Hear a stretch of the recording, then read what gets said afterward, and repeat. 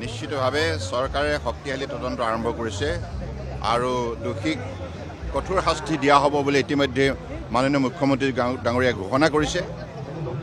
গতিকে মই ভাবোঁ যে নিশ্চিতভাৱে তদন্ত শক্তিশালী ৰূপত আগুৱাই যাব।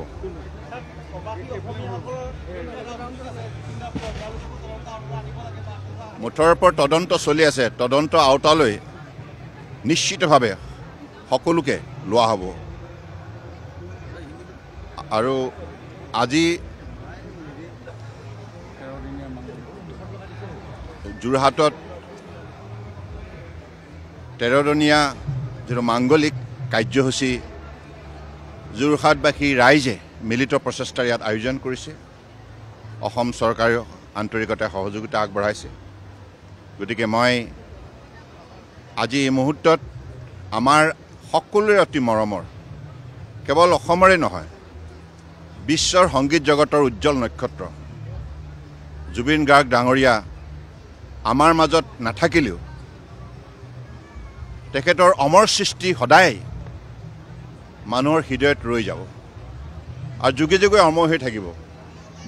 কাৰণ জীয়াই থকাৰ কালত ৰাইজে উমানে নাপালে তেখেতৰ যে বিশ্বৰ সংগীত জগতত যিটো স্থান তেখেতে নিৰ্মাণ কৰিলে আৰু আজি মৃত্যুৰ পাছত আমেৰিকা, ইউৰোপ, আফ্ৰিকা, এছিয়া বিভিন্ন মহাদেশৰ বিভিন্ন ৰাষ্ট্ৰৰ পৰা যি শ্ৰদ্ধাঞ্জলি জ্ঞাপন কৰিছে এই কথাই পুনৰ অসমীয়া জাতিক গৌৰৱান্বিত কৰি তুলিছে। অসমীয়া আই কোলাতে থাকি হাতুৰি নাদুৰি কঠোৰ পৰিশ্ৰমৰ সাধনাৰ যোগেদি জুবিন গাৰ্গে তেখেতৰ জীৱনকালত যি অমৰ সৃষ্টি কৰিলে উল্লেখযোগ্য অৱদান আগবঢ়ালে বিশ্বৰ সংগীত জগতলৈ ই সদায় মানুহৰ স্মৃতিত সজীৱ হৈ থাকিব। গতিকে মই ভাবোঁ যে আজি মুহূৰ্তত আমি সকলোৱে একেলগে মিলি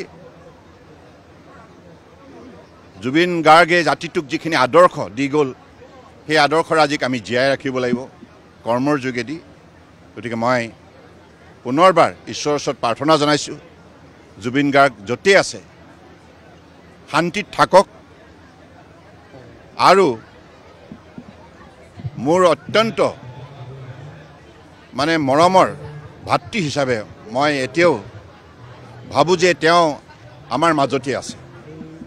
কাৰণ কেতিয়াবা বহু মুহূৰ্ত মনলৈ আহে কাৰণ মোৰ লগত সদায় মোক দাদা বুলি সম্বোধন কৰিছিল আৰু খুব অন্তৰংগ আলাপ কৰিছিল আৰু নিৰ্ভীকভাৱে স্পষ্টভাৱে সকলো কথা মনৰ কথা ব্যক্ত কৰিছিল।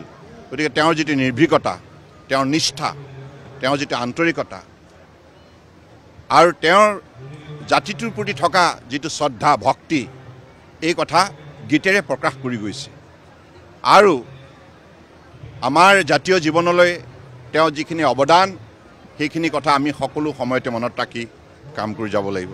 গতিকে পৰিয়ালবৰ্গলৈ মই গভীৰ সমবেদনা জ্ঞাপন কৰিছোঁ। জুবিন গাৰ্গ সদায় অমৰ হৈ থাকিব।